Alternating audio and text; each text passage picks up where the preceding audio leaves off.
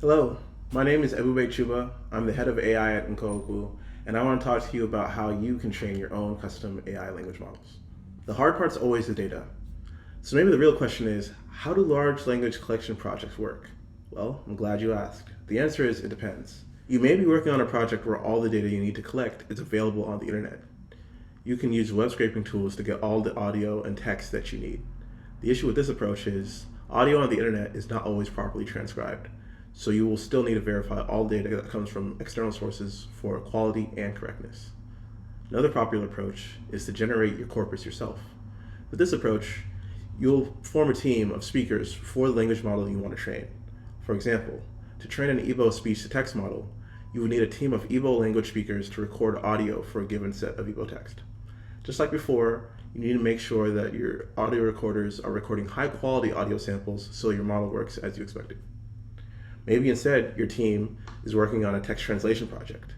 In this case, you need a strong team consisting of people who understand both the source and target languages. Their role would be to translate text from the incoming language to the other language they can speak. Of course, even translation should always be validated before blindly accepting them into your final dataset. But how do you manage your team? How do you QA all your data before your model sees it?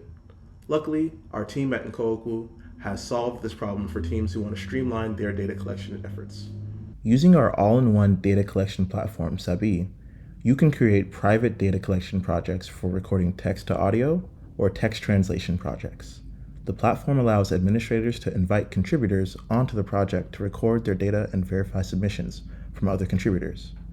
Administrators can also invite managers to the project to oversee and finalize data collection. Once you're done, you'll be able to export your data and use it in your downstream ML workflows. ML is really the easy part once you have your data.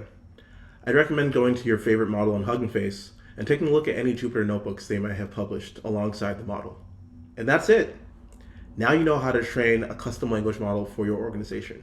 If you want more videos about ML training or NLP, let me know in the comments. Until next time, have fun training.